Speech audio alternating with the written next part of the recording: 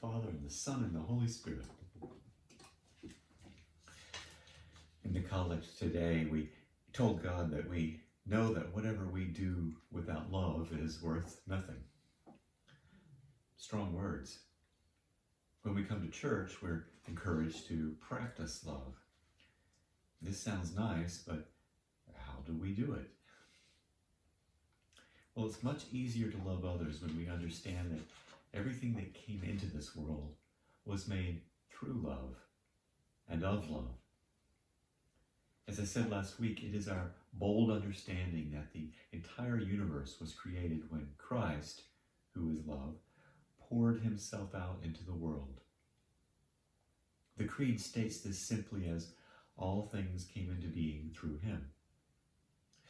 The Hindus have a similar story about creation that says that first there was the god Shiva, who divided into himself and his wife Parvati. And then they divided to create everything in the world. Their placing of the relationship between Shiva and Parvati at the beginning demonstrates that the Hindus also know that we originated in love. This is not something that we believe so much as something that we know to be true in our hearts.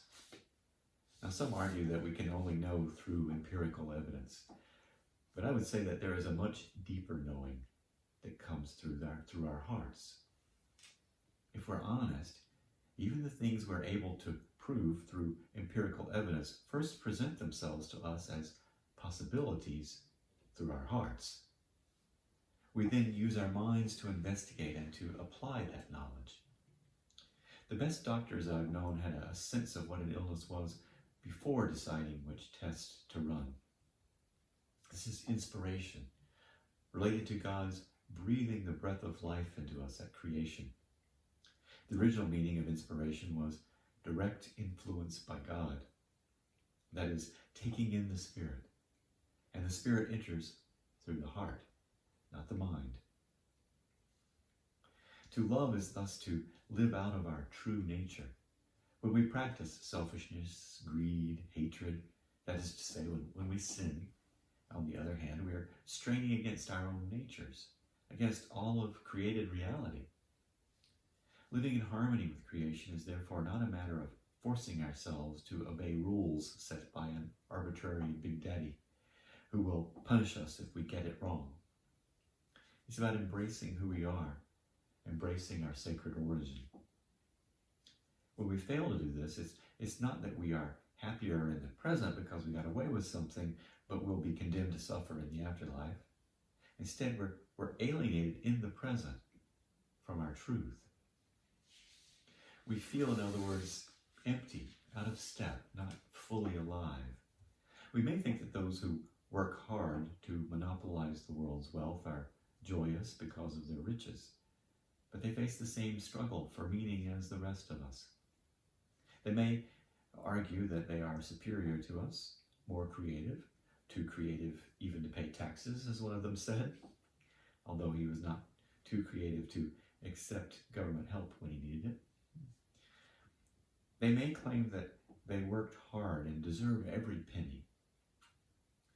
It's most likely true that they worked hard at monopolizing the world's wealth, while others were working hard to teach children the skills they need to thrive, or were working hard to nurse people who were ill back to health under difficult circumstances, or were working hard to maintain the public safety. They were all working hard, but for different things. It's interesting that we place on an equal footing those who think primarily of themselves and those who serve the wider community. Regardless of how society views them, those that work hard for selfish reasons are out of step with the fabric of creation.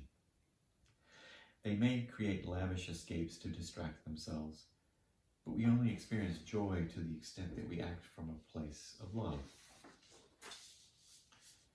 When we do not live out of our origin in love, we create our own existential suffering and chase after things to fill the emptiness. You don't have to believe me. You can experiment. Try being selfish, and then try being a part of the world. It's not about being selfless, you see, but about belonging to and working with. See which feels better, more harmonious. Of course, we often convince ourselves that we will only be empty temporarily as soon as we meet someone new, as soon as we send a rocket into space, as soon as we build an even bigger house, as soon as we annex Ukraine. Then we will be fulfilled. We may chase this fantasy until we die. Many do, and always will. And we must be realistic about that. It is one reason we gather as a church, to be with those who do not.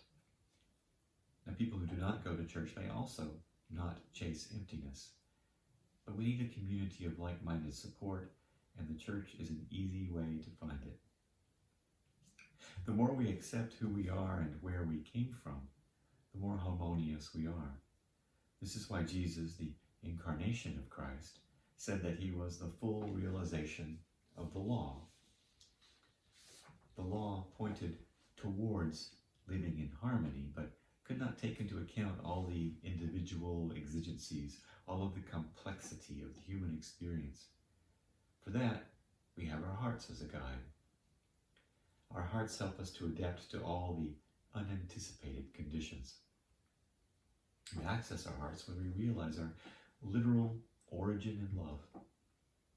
Telling ourselves that we are bad and need to straighten up and please God, on the other hand, only instills shame, a form of self-hatred.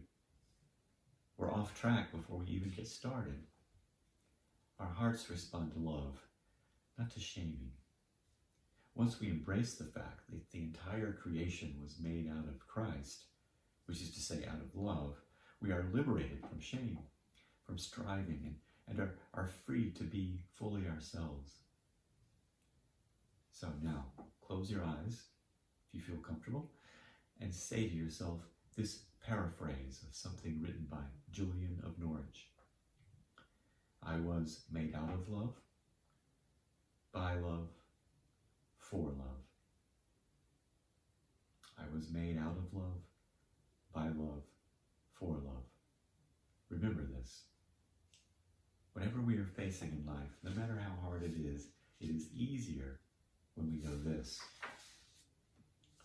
We cannot truly love our Hindu sister when we see her as other, as misguided, as in need of a different religion.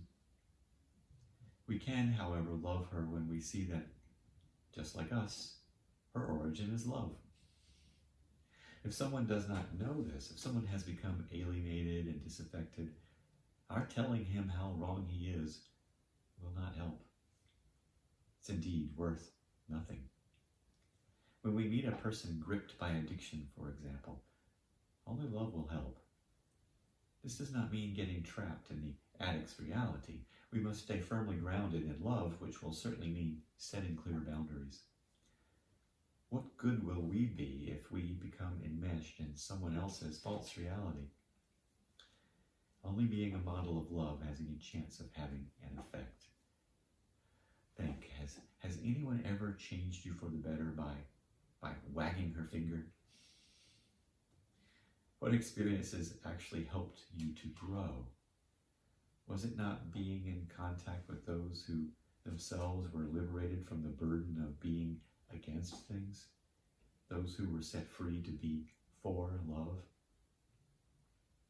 This is why Christ tells us to love even our enemies. If we just love our friends, then it's not love, but showing favor to those who please us.